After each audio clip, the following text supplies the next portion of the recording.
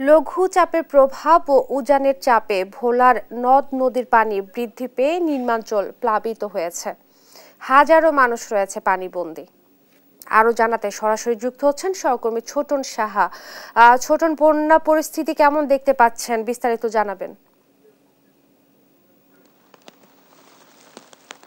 ইশরাত, যে অবস্থা বিরাজ করছে যে গত 2 থেকে 3 দিন ধরে কিন্তু এই লঘুচাপের প্রভাব উপকূলে এবং একই সাথে কিন্তু পূর্ণিমার যে জো সেটিও যুক্ত হয়েছে। তো এই দুটি কারণে কিন্তু ভোলার যে নদ নদীর পানি রয়েছে সেটি কিন্তু অনেকটাই বৃদ্ধি পেয়েছে এবং সেটি বিপদ সীমা ছাড়িয়ে গিয়েছে। গত 24 ঘন্টায় কিন্তু এই মেঘনার পানি কিন্তু বিপদ সীমার 61 সেন্টিমিটার উপর দিয়ে প্রবাহিত হয়েছে এবং যে কারণে উপকূলের বাঁধের বাইরে যে সমস্ত নিচু এলাকা রয়েছে সেগুলো কিন্তু প্লাবিত হয়েছে, বিস্তীর্ণ জনপদ প্লাবিত হয়েছে, রাস্তাঘাট বাড়ির আঙ্গিনা প্লাবিত হওয়ার কারণে উপকূলে যে সমস্ত বাসিন্দা রয়েছেন তারা কিন্তু অনেকটাই পানিবন্দী অবস্থায় পড়েছেন এবং সীমাহীন দুর্ভোগে তারা কিন্তু পড়েছেন।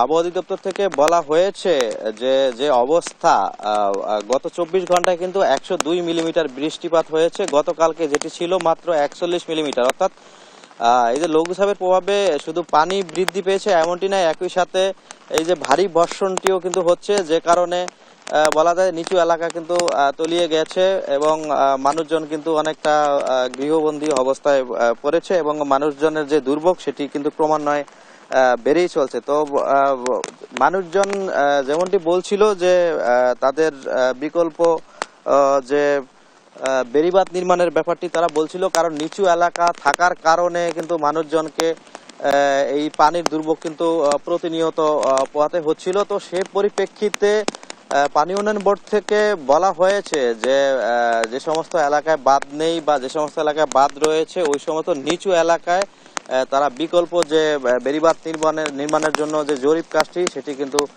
তারা একই সাথে করেছে এবং আমরা আজকে সকাল থেকে দুর্গত এলাকায় ঘুরেছি, যে সমস্ত এলাকায় পানি ঢুকেছে ওই সমস্ত এলাকার বাসিন্দাদের সাথে কথা বলেছি। তারা যেমনটি বলছিল, তারা বলছিল যে এই পানিবন্দী থাকার কারণে তারা অনেকটা দুর্বিষহ দিন কাটাচ্ছেন এবং অনেকের ঘরে কিন্তু রান্নার চুলো জ্বলছে না এবং যাদের ঘরে রান্নার চুলো জ্বলছে না তারা অনেকটা আরো বেশি দুর্ভোগে পড়েছেন এবং যারা বিশেষ করে শ্রমজীবী মানুষ রয়েছেন, দরিদ্র মানুষ রয়েছেন, সেই সমস্ত মানুষ কিন্তু ত্রাণ সহায়তার জন্য কিন্তু দাবিটি তুলেছেন এবং তারা অতি দ্রুত যাতে ত্রাণ তাদের কাছে পৌঁছায় সেই দাবিটি কিন্তু জেলা প্রশাসনের পক্ষ থেকে চাওয়া হয়েছে। তবে জেলা প্রশাসন বা উপজেলা প্রশাসন থেকে এখন পর্যন্ত দুর্গত এলাকায় কোনো সহায়তা কার্যক্রম শুরু করেনি। তো ইরশাদ, এ ছিল আমার কাছে বলাতে যে নদ নদীর পানি বৃদ্ধি পেয়ে যে প্লাবিত হয়েছে নিম্নাঞ্চল, তা নিয়ে সর্বশেষ তথ্য।